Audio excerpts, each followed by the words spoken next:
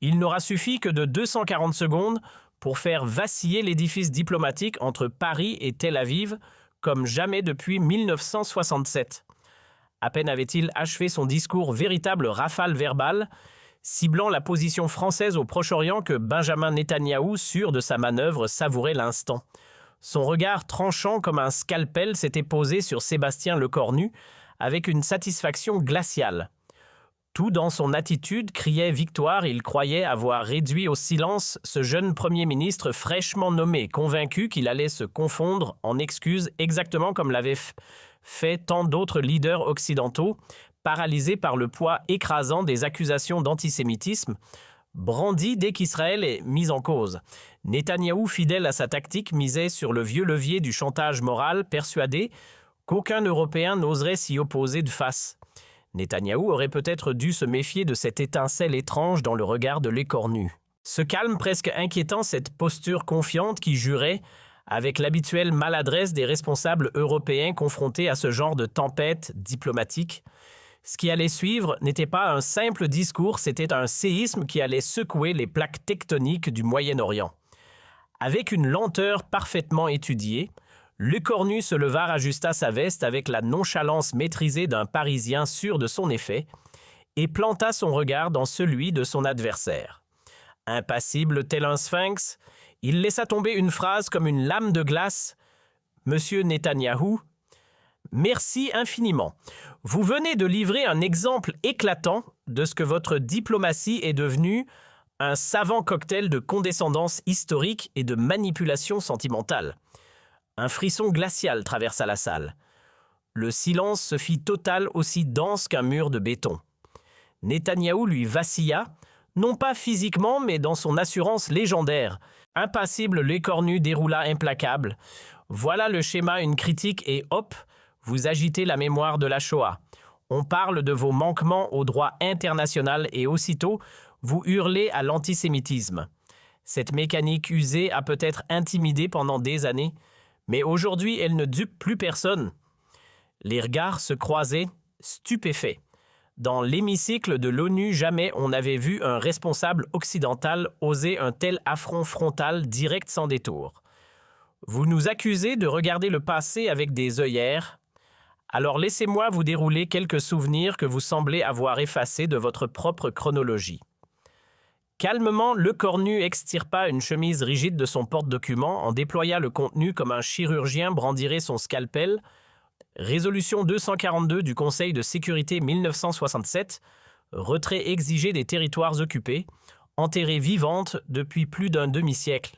Résolution 338 datée de 1973, cessez-le-feu et négociations, lettre morte. Résolution 446, 1979, les colonies déclarées illégales, foulées aux pieds chaque jour que Dieu fait.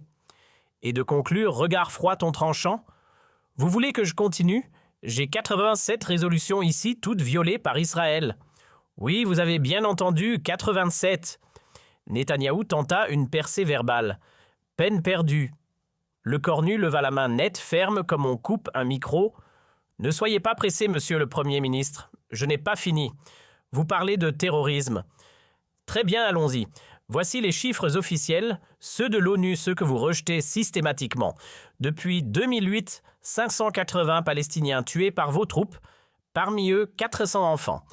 Et côté israélien, 3 civils assassinés par des Palestiniens sur la même période. Alors dites-nous, je vous en prie, où se cache la fameuse proportionnalité dont vous vous réclamez si souvent. Chaque mot tombait comme un verdict. L'argumentaire était chirurgical, étayé, implacable. Et pourtant, Lecornu n'avait pas encore tiré toutes ses cartouches. Vous nous soupçonnez de frayer avec le terrorisme. Vraiment? Eh bien, permettez-moi de vous rafraîchir la mémoire. 271 militaires français sont tombés en Afghanistan et au Mali dans des opérations contre l'extrémisme islamiste. Et vous, de votre côté, combien de soldats israéliens avez-vous envoyés au front pour défendre les principes du monde libre en dehors de vos propres murs? Aucun. Pas un seul. Un souffle parcourut la salle comme une onde discrète mais saisissante. Cette fois, c'était Netanyahou qui se retrouvait acculé, contraint au silence. Parlons de l'Iran puisque vous l'évoquez. Il est bon de rappeler un détail souvent effacé des discours officiels, c'est bien Israël qui, dans les années 80, a discrètement approvisionné en armes le régime de Khomeini en pleine guerre contre l'Irak. Et tant qu'on y est, souvenons-nous aussi que l'Afrique du Sud de l'apartheid n'aurait jamais touché à l'arme nucléaire sans votre précieuse assistance. Alors dites-moi franchement qui ici est le vrai soutien des dictatures. L'écornu suspendit sa tirade. L'effet fut immédiat. Netanyahou blême ne parvenait plus à dissimuler le choc. Mais le plus obscène, monsieur Netanyahou, ce n'est ni vos chiffres ni vos accusations, c'est l'usage que vous faites de la Shoah. Vous avez pris la douleur de 6 millions de morts et vous l'avez déguisée en armure politique, en paratonnerre diplomatique. Les rescapés que j'ai eu l'honneur d'écouter ne réclamaient qu'une chose simple et universelle, que plus jamais ne soit pas un slogan exclusif, mais un serment pour toute l'humanité.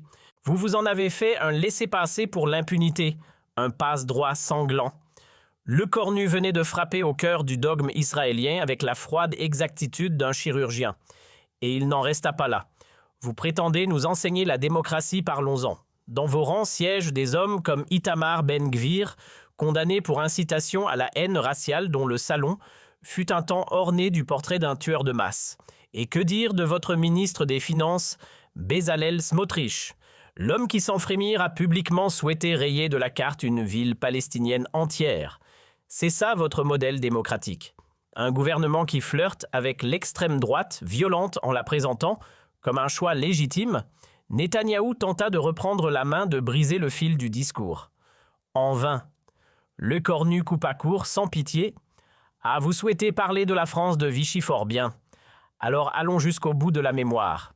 Parlons aussi de cet épisode que vos discours oublient soigneusement, l'accord de Havara, signé en 1933 entre le mouvement sioniste et le régime nazi.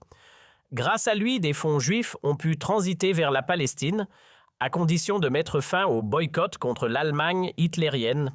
Vous voyez, monsieur Netanyahou, vous aussi vos prédécesseurs ont su composer avec l'ennemi, quand cela servait leurs intérêts. Une frappe chirurgicale. L'écornu venait de retourner l'arme historique contre son propre adversaire. La salle médusée retenait son souffle devant une telle audace aussi documentée que dévastatrice. Mais il n'avait pas terminé. Il s'avança de quelques pas, dominant désormais l'échange avec une assurance glacée. Et le plus révélateur, monsieur le Premier ministre, ce n'est pas ce que vous dites, mais ce que vous ne pouvez pas réfuter. Face à des faits vérifiés, à des données sourcées à du droit international pur et simple, que faites-vous ? Vous contre-attaquez à coups d'insinuations personnelles, vous jouez la corde sensible, comme un violon. Mais sur le fond, pas une seule de nos affirmations n'a été démentie. Pas une. Pourquoi ? Parce que vous n'en avez tout simplement pas les moyens. La France ne choisit pas ses cibles selon les circonstances ou les intérêts du moment. Elle condamne le terrorisme d'où qu'il vienne sans exception ni calcul. Mais elle condamne avec la même fermeté les exactions de guerre, les violations du droit international et les occupations illégales prolongées. Notre position ne vacille pas, elle s'appuie sur les principes universels du droit. Vous, en revanche, vous le piétinez méthodiquement. Et chaque fois qu'on vous en tient rigueur, vous criez à l'antisémitisme comme si c'était un joker automatique. Netanyahou peinait à dissimuler son désarroi. Derrière lui, ses conseillers s'agitaient dans un balai nerveux. Mais l'écornu imperturbable poursuivait l'estocade. Ah, parlons-en justement de cet antisémitisme que vous agitez à chaque contradiction. Détester un peuple pour sa religion, c'est de la haine. Mais questionner les décisions d'un gouvernement, même s'il est israélien, c'est de la démocratie. Et voyez-vous, là où vous mélangez tout sciemment la France, elle distingue clairement entre le judaïsme millénaire et votre gouvernement d'extrême droite. Puis avec la précision d'un dernier coup porté en silence, l'écornu abaissa la garde. Pour mieux frapper. Vous voulez savoir ce qui nous différencie fondamentalement ? Lorsqu'elle a fauté, la France a reconnu ses erreurs, elle a demandé pardon, elle a évolué. Vous accrochez à vos fautes comme à des trophées et vous les emballez dans l'histoire pour les faire passer pour des vertus. Voilà pourquoi vous êtes aujourd'hui si seul, même parmi ceux qui autrefois marchaient à vos côtés. La salle était figée comme paralysée par ce qu'elle venait de vivre. Jamais auparavant, un chef d'État occidental n'avait infligé à Netanyahou une telle déculottée diplomatique en pleine lumière devant le monde entier. Le cornu imperturbable posa les derniers mots comme on cloue un cercueil. La France continuera de défendre le droit d'Israël à vivre en paix et en sécurité. Mais qu'on soit clair, elle ne fermera plus jamais les yeux sur vos violations du droit international. Et surtout, plus personne ici ne se laissera museler par vos accusations d'antisémitisme lancées comme des balles de caoutchouc. Le message était lancé. L'ère des silences gênés et des compromissions morales touchait à sa fin. Le cornu referma calmement son dossier, puis retourna s'asseoir dans un silence si pesant qu'il en devenait assourdissant. De son côté, Netanyahou tentait de reprendre contenance. Il balbutia quelques phrases confuses sur la trahison de la France ou le retour de l'antisémitisme masqué, mais ces mots flottaient dans l'air comme des feuilles mortes, sans poids, sans écho. La scène avait déjà basculé et il le savait. L'explosion fut instantanée. En à peine quelques minutes, les réseaux sociaux s'enflammèrent, les extraits du discours de Lecornu circulaient à la vitesse de la lumière. On les découpait, les partageait, les remixait. La phrase culte « Lecornu vient de tout faire sauter » s'imposa en top tendance mondiale pendant 2 jours d'affilée. La toile était en ébullition, les débats étaient enflammés, les opinions tranchées, les commentaires en guerre ouverte. Dans le monde arabe, c'était une ovation. Lecornu y fut immédiatement érigé en figure quasi légendaire. De Casablanca à Bagdad, les rues virent fleurir des pancartes, des drapeaux français, des foules chantant son nom. Le président de l'autorité palestinienne, visiblement ému, déclara que la France avait retrouvé la voie du général de Gaulle. L'Égypte salua un acte de bravoure politique et la Jordanie parla d'un tournant historique dans les relations euro-arabes. En Europe, le ton était plus mesuré, mais l'écho restait favorable. L'Allemagne et l'Italie, traditionnellement prudentes, exprimèrent une compréhension lucide du positionnement français. L'Espagne et la Belgique, elles allèrent plus loin et apportèrent un soutien public sans ambiguïté. Seules 2 voix discordantes émergèrent, celle des Pays-Bas et de la République tchèque, qui jugèrent le discours de Lecornu trop frontal, voire inutilement brutal. Du côté des États-Unis, la riposte fut immédiate et tonitruante. Le Congrès adopta sans attendre une résolution condamnant vigoureusement les propos jugés inacceptables du Premier ministre français. Dans la foulée, le puissant lobby PAC déclencha une campagne de boycott massif contre les produits Made in France. Et c'est là que tout devient fascinant, la rue américaine, elle réagit autrement. Surtout chez les jeunes générations, Lecornu fut perçu comme une voix courageuse dans un monde aseptisé. Les réseaux étudiants s'en emparèrent, les influenceurs engagés s'en félicitèrent. Bref, une partie de l'opinion publique US lui déroula le tapis rouge là où la diplomatie lui fermait la porte. En Israël, les lignes se fissurèrent aussi. La droite hurla à la trahison, à la perfidie française, accusant Paris d'un nouvel antisémitisme à peine voilé. Mais à gauche, le ton était bien différent. Des voix s'élevèrent pour saluer ce qu'elles appelaient un électrochoc salutaire. Des figures comme Amos Oz ou Abraham Yehoshua, véritables boussoles morales en Israël, apportèrent leur soutien à Lecornu, saluant le courage de dire ce que d'autres n'osaient plus formuler. Et puis il y eut la France. Là, l'impact fut titanesque. Les sondages explosèrent, 73% des Français se rangèrent derrière leur Premier ministre, le considérant non pas comme un provocateur, mais comme un chef d'État digne de ce nom. Même Emmanuel Macron, pourtant initialement frileux, dut s'aligner face à la vague de soutien populaire.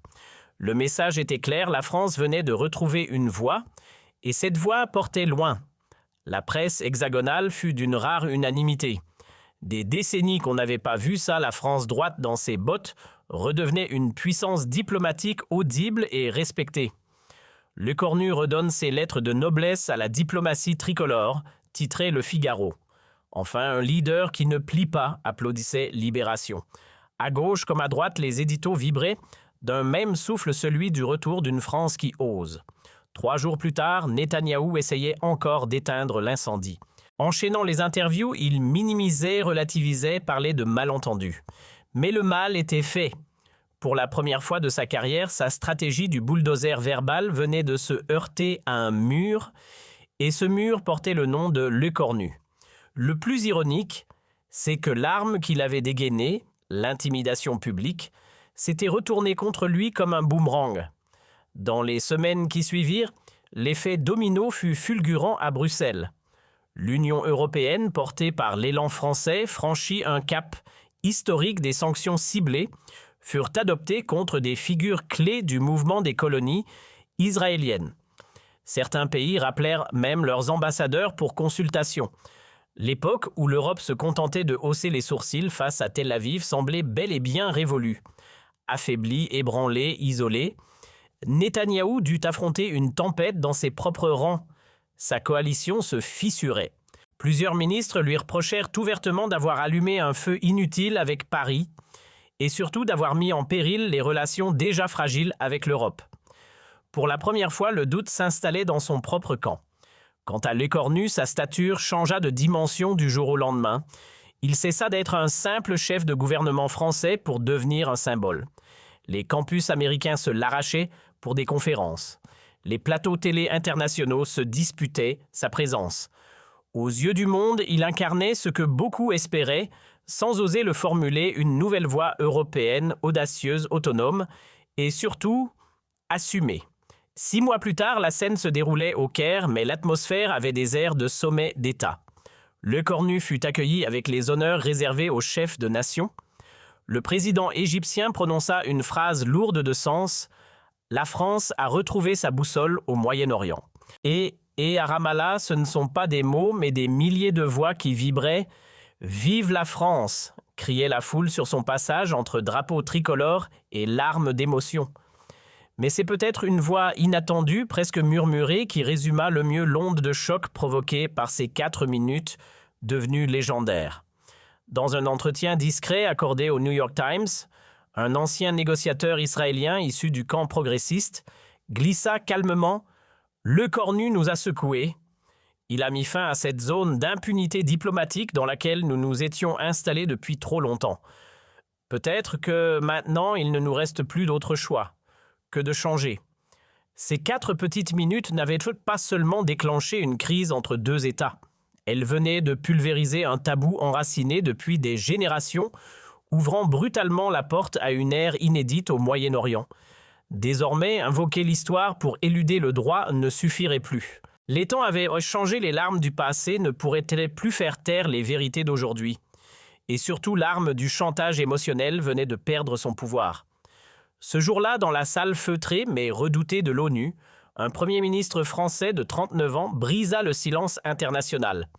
Il dit à voix haute ce que tant d'autres n'avaient fait que murmurer dans les couloirs. Et à cet instant précis, l'histoire bascula. Par la seule force du verbe, un homme changea les règles du jeu diplomatique mondial. Car parfois, il ne faut qu'un seul individu debout pour faire vaciller tout un système. Mais ce que le monde ignorait encore, c'est que cette frappe verbale spectaculaire n'était pas née d'un coup de génie improvisé. Derrière cette maîtrise apparente se cachait une stratégie de précision, longuement élaborée dans l'ombre.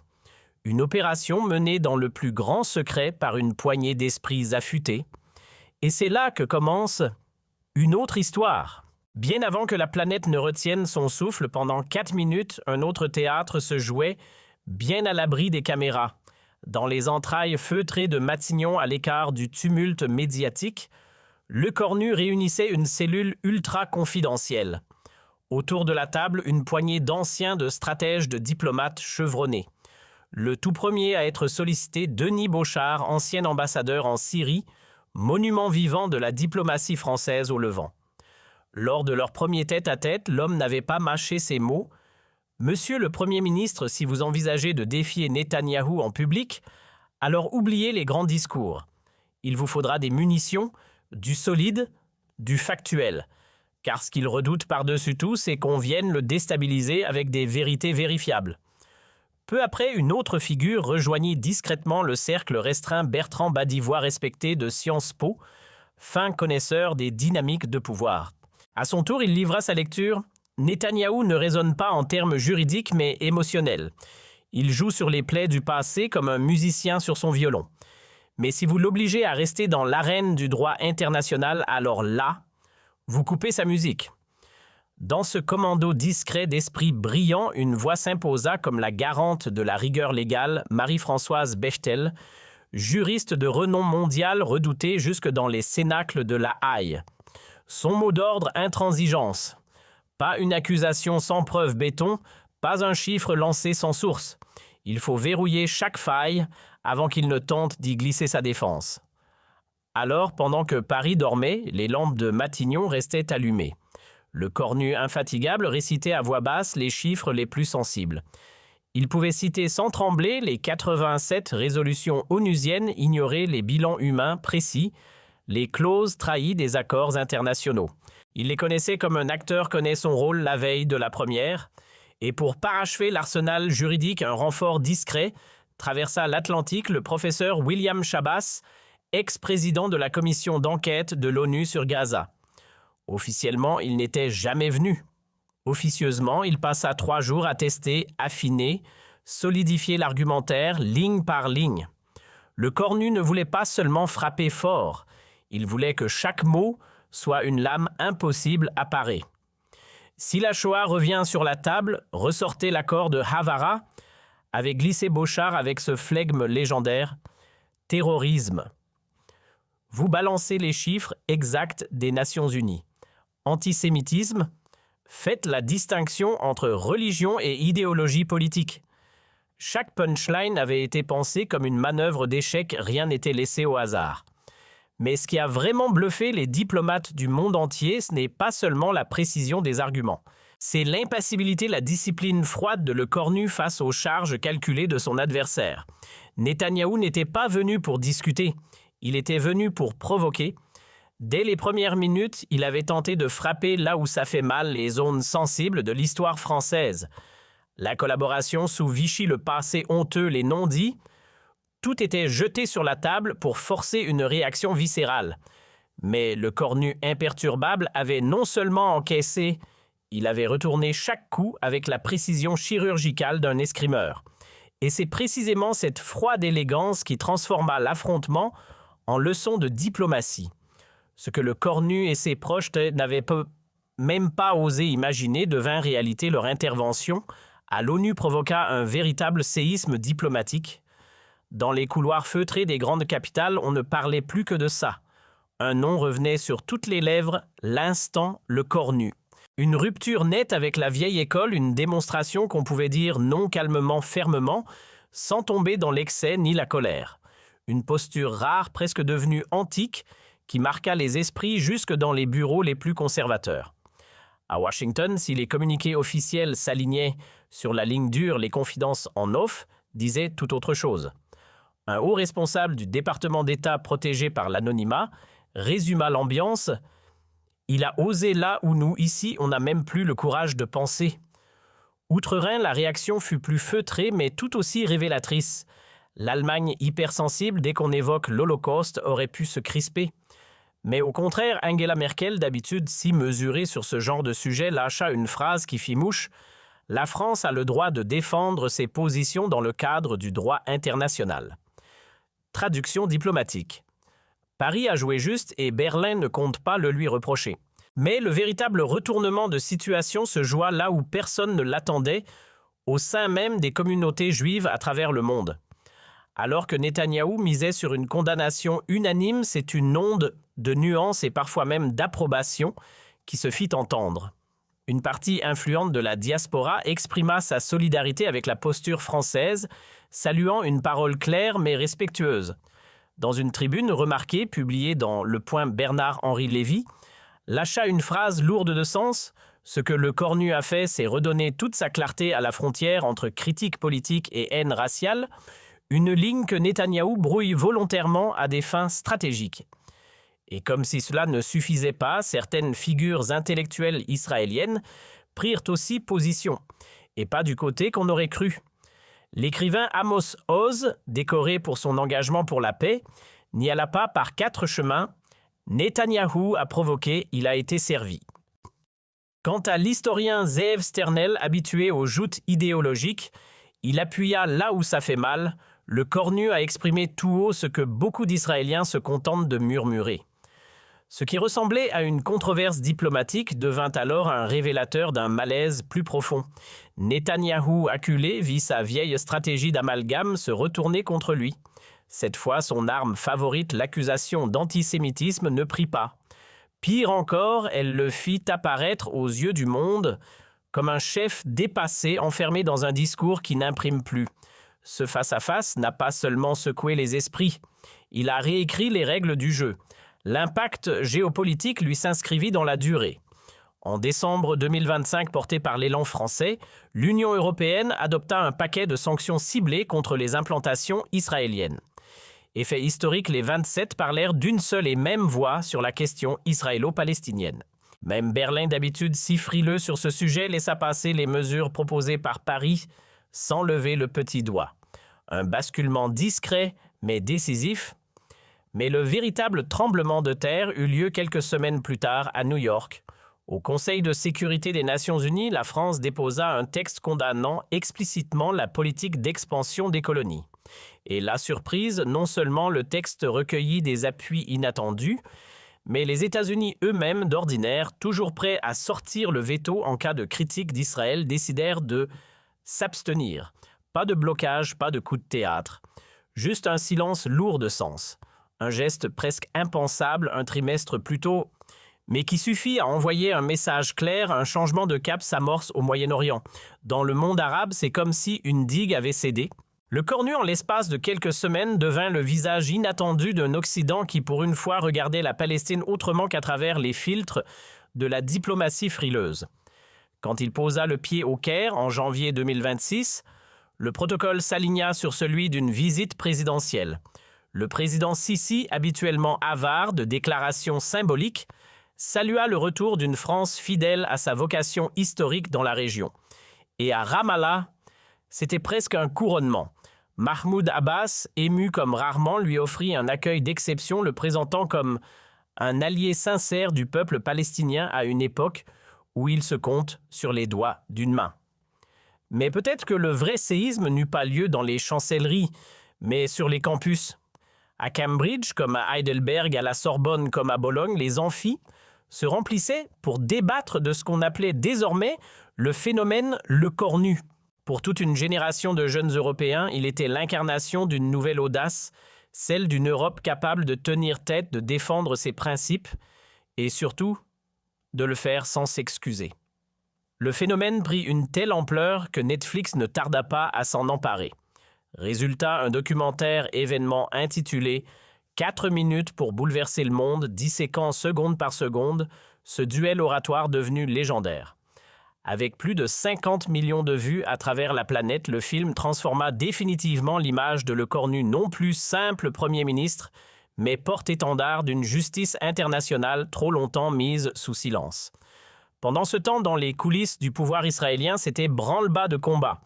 L'équipe de communication de Netanyahou était sur le pied de guerre, multipliant les éléments de langage pour maquiller ce qu'ils appelaient déjà en interne la débâcle de Manhattan.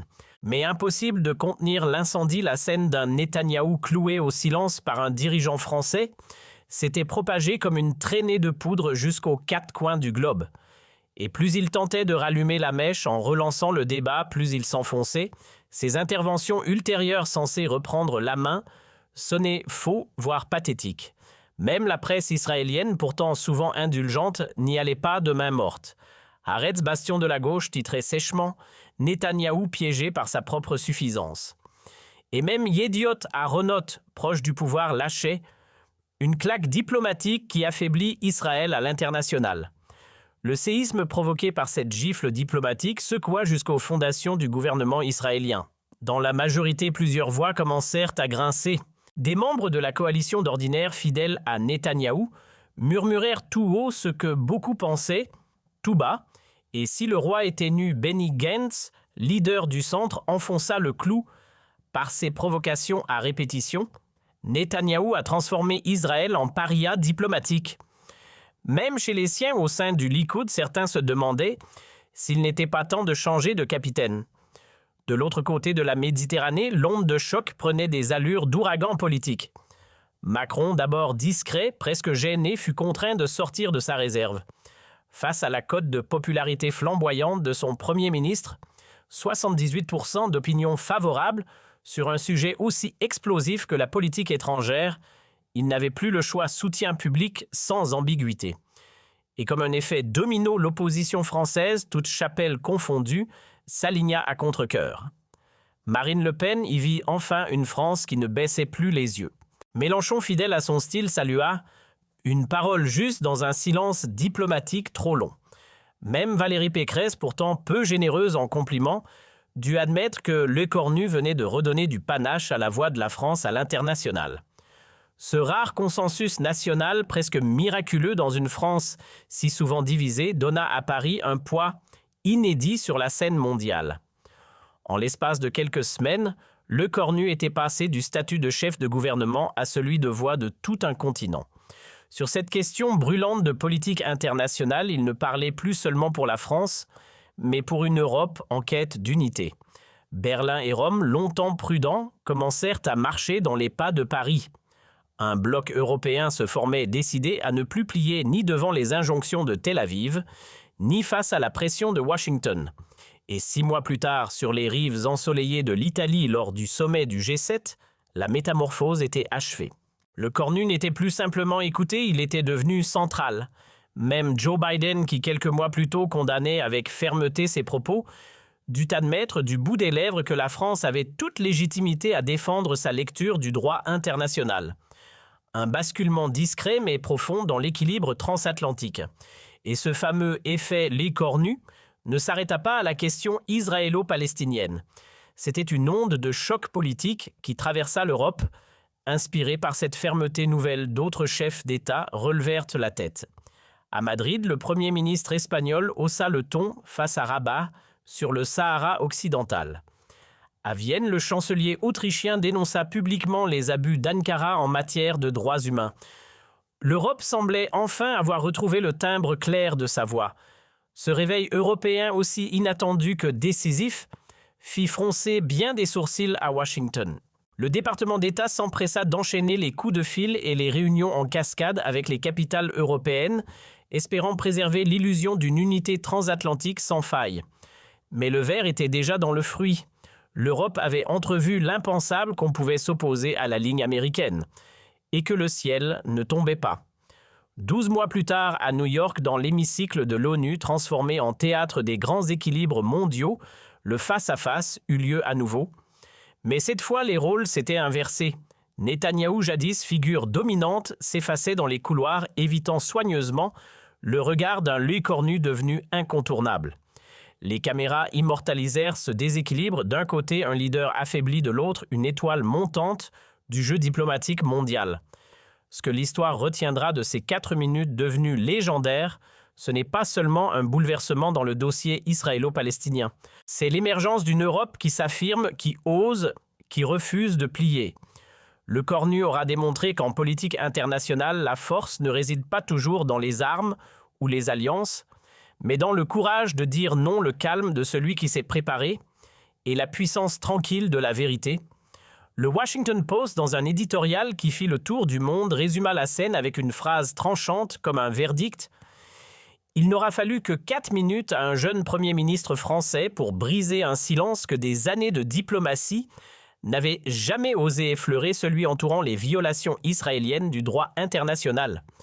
Une phrase qui, à elle seule, cristallisait la portée historique de cette confrontation. Un instant suspendu dans le temps où David, version République française, terrassa Goliath, l'État hébreu, non avec une fronde, mais avec une avalanche de faits, de lois et de vérités nues. Mais ce coup de théâtre n'était pas le fruit du hasard. Derrière cette sortie fracassante, il y avait des semaines de planification stratégique soigneusement dissimulées au regard du public, car cette bataille diplomatique ne naquit pas à l'ONU sous les dorures de l'Assemblée générale. Non, elle prit racine bien plus tôt dans le calme feutré d'un bureau ministériel, par une soirée de septembre où la ville lumière s'endormait sous un ciel de plomb. Là, seul dans son bureau de Matignon-Lecornu, épluchait page après page un rapport confidentiel, sobrement intitulé « Tactique oratoire et vulnérabilité discursive de Benjamin Netanyahou, un pavé de 400 pages destiné à décortiquer ligne par ligne les failles du discours israélien. Ce dossier, véritable fruit d'un labeur minutieux mené par une cellule d'élite ultra confidentielle, n'épargnait rien.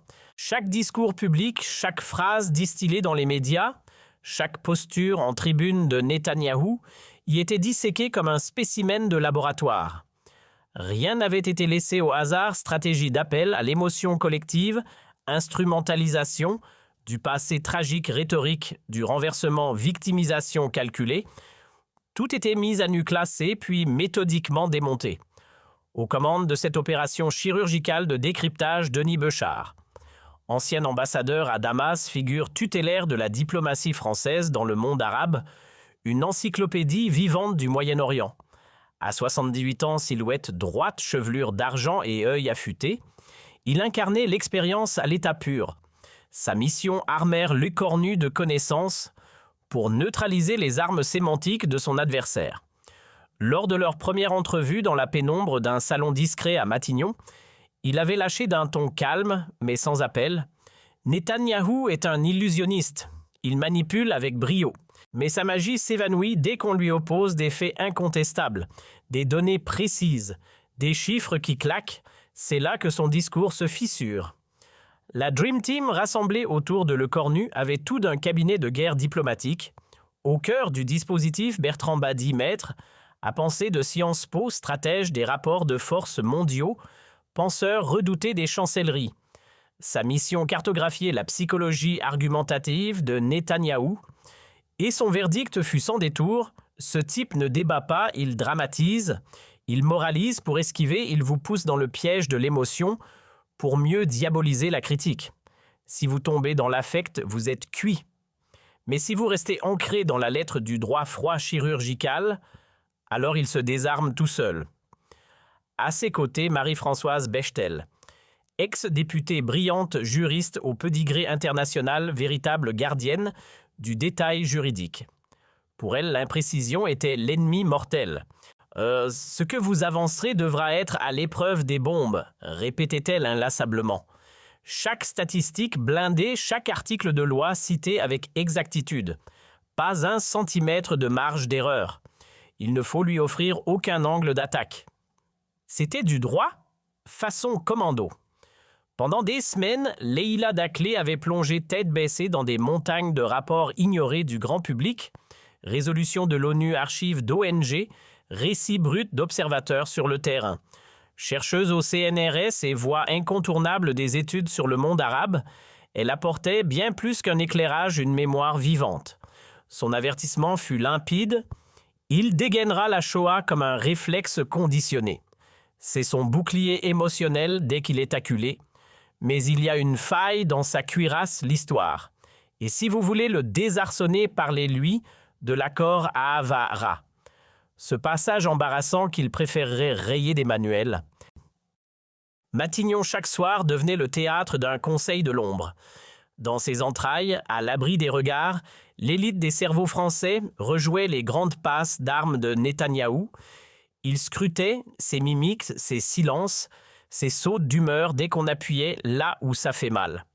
Tenez, regardez-le face à Obama quand celui-ci ose évoquer les colonies.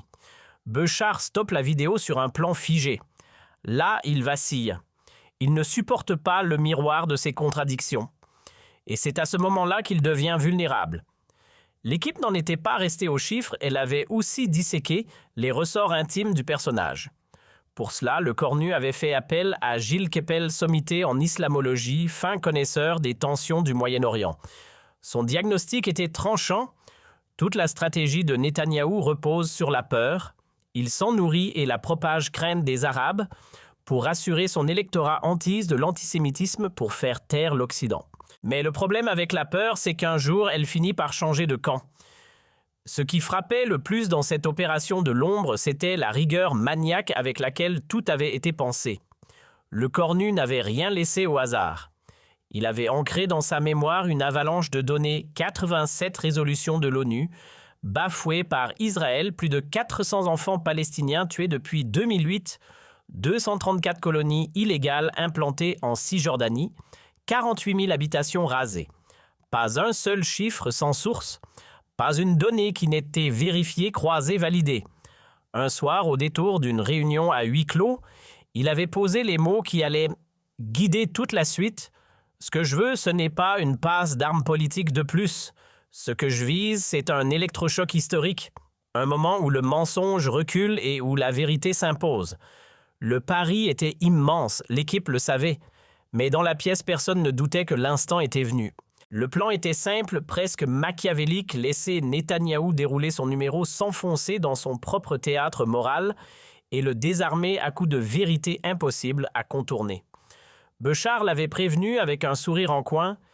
Il va jouer la carte de l'histoire, agiter la mémoire de la Shoah comme un épouvantail, vous accuser d'antisémitisme avec la subtilité d'un marteau. Ne l'interrompez surtout pas. Plus il s'enflamme, plus le contraste avec votre calme sera écrasant.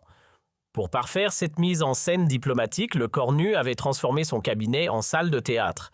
Chaque jour, il affrontait ses conseillers déguisés en Netanyahou. Les répliques fusaient du genre « Vous venez d'un pays qui a dénoncé ses Juifs.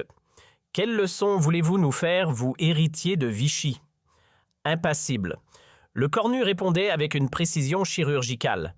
Il ne haussait jamais le ton.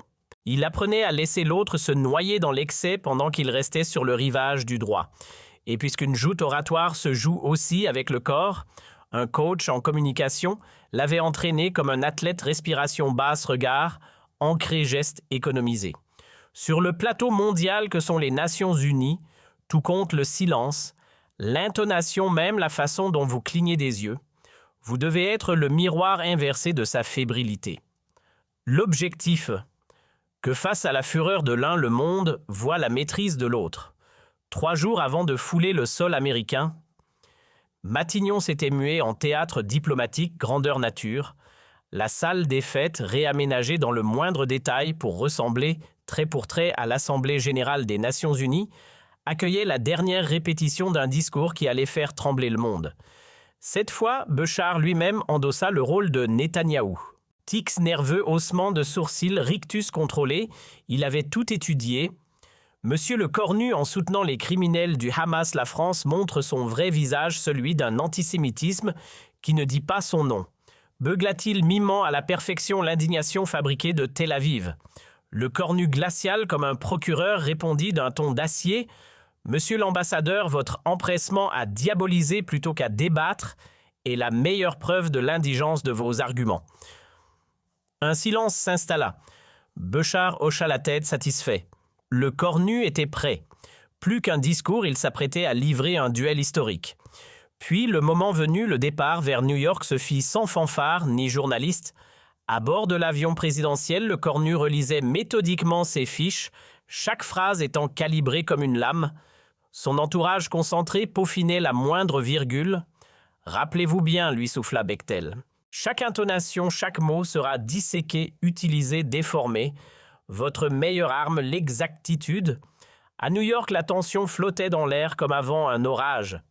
Devant l'hôtel de la délégation française, des grappes de journalistes s'agglutinaient, flairant l'imminence d'un affrontement diplomatique de grande ampleur. Dans les couloirs, les portables vibraient sans relâche. Entre 2 cafés brûlants et des regards entendus, les correspondants étrangers partageaient leurs hypothèses, spéculant sur ce que la France allait oser dire ou ne pas dire. De son côté, Netanyahou arborait une assurance théâtrale. Selon ses conseillers, il se sentait en terrain conquis. En privé, il se vantait d'aller remettre à sa place le petit Français selon ses mots. L'équipe israélienne avait affûté sa vieille recette frappée fort dès l'ouverture avec le poids de l'histoire enchaînée sur la Shoah comme argument massu et poussé le cornu à trébucher dans un excès de prudence. Une mécanique bien huilée rôdait contre tous les chefs européens jusqu'ici. Mais cette fois, le scénario allait dérailler, car en face, Netanyahou n'allait pas trouver un partenaire malléable, mais un stratège méticuleux, un homme qui connaissait ses armes mieux que lui-même, quelqu'un qui ne reculerait pas devant la brutalité diplomatique et qui savait qu'en politique, dire la vérité n'est jamais un luxe, mais un acte de courage. Dès les premières lueurs du jour, le cornu était déjà debout. Dans le silence feutré de sa suite au plaza, il relisait une ultime fois les grandes lignes de sa stratégie, garder le cap, ne pas se laisser happer par les émotions et pour chaque coup, riposter avec des faits solides comme du marbre. C'est là alors que New York s'éveillait lentement qu'il décrocha son téléphone pour appeler Paris. Macron décrocha immédiatement. « Sébastien, je vous fais confiance, mais mesurez bien les répercussions. Ce que vous direz dans quelques heures pourrait tout bouleverser. » « Justement, monsieur le président, c'est ce que j'espère. » En entrant dans l'enceinte de l'ONU, le cornu sentit immédiatement que les projecteurs invisibles du monde entier s'étaient braqués sur lui. Dans les rangées, les regards se croisaient, les journalistes photographiaient à tout va et les diplomates échangeaient à voix basse des paris sur l'issue du duel. L'atmosphère avait l'intensité d'une salle d'audience juste avant un verdict qui pourrait faire basculer l'histoire. Et le moment fatidique arriva. Lorsque Netanyahou prit la parole, le cornu ne broncha pas. Il écouta mot après mot comme on décortique une partition déjà connue par cœur. Chaque mot du dirigeant israélien tombait exactement là où l'équipe française l'avait prévu, le rappel lourd de sens sur la Shoah, les accusations déguisées d'antisémitisme, et bien sûr l'inévitable pic sur la collaboration française pendant la guerre. Le Premier ministre israélien lisait son texte comme s'il suivait un scénario déjà anticipé et venait sans le savoir de s'enfermer dans le piège tendu par Paris. Et puis le silence s'est fait. Ce moment suspendu, celui où tout bascule, le cornu s'est levé sans un frisson animé par cette certitude froide qu'ont ceux qui savent qu'ils tiennent la vérité entre leurs mains. En face, Netanyahou arborait encore ce sourire confiant, le sourire de celui qui pense avoir déjà écrasé son adversaire avant même le premier mot.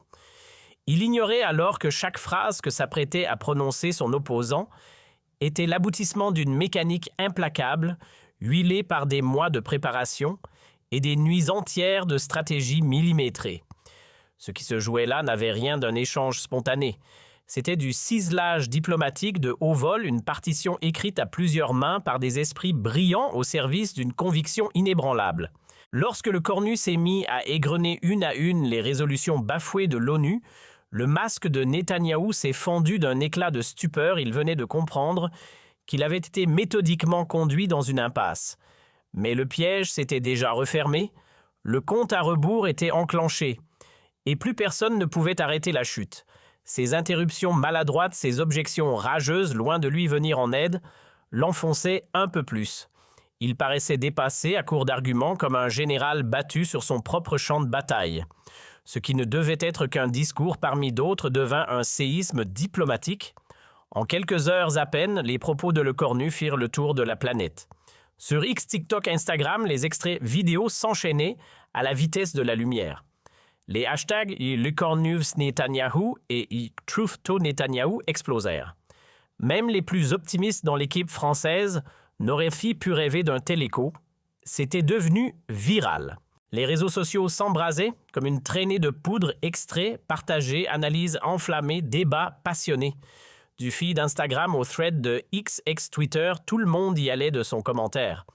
Dans les salles de rédaction, les journalistes dopés à l'adrénaline tapaient frénétiquement sur leur clavier pour couvrir ce qu'on qualifiait déjà de tremblement de terre diplomatique. Le New York Times titrait sobrement « Un tournant historique ». The Guardian parlait d'un tabou pulvérisé et la Repubblica plus directe lâchait Netanyahou KO, debout. Mais c'est du côté du monde arabe que l'onde de choc atteignit son paroxysme. D'Alger à Bagdad, de Rabat à Beyrouth, on assistait presque incrédule à ce spectacle rare, un chef occidental qui osait défier Israël sans trembler. Al Jazeera, elle fit tourner le discours de Le Cornu en boucle pendant 2 jours non-stop, et dans les cafés de Tunis, du Caire ou de Tripoli, on ne parlait que de l'instant français, comme d'un événement quasi mystique. Et les capitales arabes ne sont pas restées muettes. Mahmoud Abbas évoqua un retour flamboyant de l'esprit gaullien dans la diplomatie française. Le roi Abdallah II parla de bravoure et de clairvoyance. Même Riyad, habituellement prudente, salua discrètement mais clairement ce changement de ton venu de Paris. C'était plus qu'un discours, c'était une onde de choc géopolitique. Effet boule de neige sur le vieux continent. Quand Madrid a déclaré qu'elle se rangeait résolument du côté de Paris-Rome, a suivi dans la foulée, et contre toute attente même Berlin a desserré le frein à main diplomatique. L'Allemagne, d'habitude tétanisée par son passé, a légèrement infléchi sa posture. Angela Merkel, d'un ton pesé, a glissé que chaque nation avait le droit de défendre ses positions tant qu'elle respectait le droit international. Autrement dit, on soutient la France, mais sans faire trop de bruit. Un séisme politique traversait Bruxelles. Dans les couloirs opaques de l'Union européenne, un miracle institutionnel se produisait, l'unité. Les 27 d'ordinaire si prompts à s'écharper parlaient d'une seule voix. En décembre 2025, l'UE votait à l'unanimité une série de sanctions contre les colonies israéliennes. Un moment historique gravé dans le marbre diplomatique qui mettait fin à des décennies de silence embarrassé sur le sujet. Outre-Atlantique, l'ambiance était plus contrastée. Officiellement, Washington grondait. Le Congrès, dans un bel élan bipartisan, votait une résolution fustigeant les propos intolérables du chef du gouvernement français. Mais dans la rue, chez les électeurs, c'était autre chose. Un sondage Gallup révélait que 38% des Américains soutenaient le corps nu. Un chiffre impensable quelques mois plus tôt. Oui, 38% aux États-Unis qui osaient dire « Il n'a pas tort ce Français ». Même à Washington, les lignes bougeaient. Dans les couloirs feutrés de la Maison-Blanche, certains conseillers jusque-là silencieux commençaient à murmurer que la France n'avait pas complètement tort. Jake Sullivan, le stratège en chef de la sécurité nationale, laissa filtrer en off, bien sûr, que les questions soulevées par Paris méritaient qu'on s'y attarde. Ce n'était qu'un frémissement, une petite brèche, mais dans le mur d'un soutien américain inconditionnel à Israël, cela sonnait comme une première fêlure. À Tel Aviv, l'onde de choc fut brutale. Pour la première fois depuis des lustres, Netanyahou se retrouvait face à une contestation venue de l'intérieur. L'opposition ne mâcha pas ses mots, il avait isolé Israël sur la scène internationale et braqué inutilement la France. Yair Lapid, jamais avare d'un tacle précis, accusa le Premier ministre d'avoir déclenché une crise diplomatique d'une ampleur inédite par pure suffisance. Et ce n'était pas fini. Même dans le camp du Likoud, pourtant réputé loyal jusqu'à l'aveuglement, les voix discordantes perçaient. Dans les couloirs de la Knesset, plusieurs élus soufflaient leur malaise et un certain Gideon Sa'ar, ancien ministre et figure respectée du parti, alla jusqu'à dire à la télévision qu'il était temps que Netanyahou rende des comptes. La presse israélienne, d'ordinaire peu virulente à son égard, adopta un ton inhabituellement sévère. Un tournant. La presse israélienne, habituellement prudente, lâcha ses coups. Haaretz, tranchant comme une lame, titra sans détour « L'orgueil de Netanyahou fait honte à Israël ». Yediot Aharonot, pourtant mesuré en temps normal, dénonça un naufrage diplomatique aux conséquences internationales graves. Même le très conservateur Jérusalem Post, en général fidèle au Premier ministre, osa poser la question qui fâche « Netanyahou a-t-il perdu pied avec le réel ?» En quelques jours, la légitimité du chef du gouvernement s'effritait jusque dans son propre camp. Les sondages, eux, ne pardonnèrent pas. En une seule semaine, sa cote s'effondra de 8 points. L'impact fut immédiat, plusieurs ministres flairant le vent tourné commencèrent à s'éloigner. Benny Gantz, figure de l'opposition modérée, appela à une rupture totale avec la ligne diplomatique actuelle jugée suicidaire. Le constat s'imposait, ce clash avec le corps nu n'était pas un simple accroc, c'était un moment charnière de l'histoire diplomatique israélienne. Et pendant que Netanyahou encaissait les coups, le corps nu lui rayonnait. Lors de sa visite au Caire, 6 mois plus tard, il fut accueilli comme une rockstar de la politique étrangère. Le président égyptien Sisi ne ménagea ni les honneurs ni les mots. La France, dit-il, avait retrouvé sa grandeur dans la région. Et dans les rues du Caire, des milliers de citoyens brandissaient des drapeaux français. Une image saisissante, celle d'un Premier ministre français acclamé en terre arabe. À Ramallah, ce ne fut plus une visite officielle, mais une véritable ovation populaire. Le président Mahmoud Abbas, dans un geste rare, organisa une parade digne d'un chef d'État, saluant le corps nu comme le libérateur de la parole palestinienne. Dans les rues bondées, une marée humaine brandissait des drapeaux tricolores entonnant des « Vive la France » à plein poumon. Un moment historique, cela faisait des décennies qu'aucun leader occidental n'avait été accueilli avec une telle ferveur sur les terres palestiniennes. Mais l'écho de cette scène dépassa les frontières politiques. Le monde de la culture s'en empara à son tour. Netflix lança un documentaire événement 4 minutes qui ont changé le monde, réalisé par l'illustre Raymond Depardon. Ce film haletant racontait seconde par seconde la joute diplomatique entre le cornu et Netanyahou. Résultat, plus de 80 millions de vues dans le monde, un raz-de-marée médiatique. Et comme souvent, les universités s'empressèrent de transformer le choc en sujet d'étude. De Harvard à la Sorbonne, d'Oxford à Bologne, une nouvelle expression entrait dans le vocabulaire académique, l'effet le cornu. On y analysait non seulement la puissance rhétorique, mais aussi la symbolique d'une Europe qui relève enfin la tête. Ce qui n'était qu'une prise de parole devenait une leçon de diplomatie moderne. Dans les amphithéâtres de sciences politiques du monde entier, les étudiants disséquaient chaque geste, chaque mot, chaque silence stratégique de Le Cornu. Ce n'était plus une simple intervention diplomatique, c'était devenu un cas d'école. À Harvard, à Yale, à Sciences Po, on repassait les séquences au ralenti à la manière d'une finale de Coupe du Monde.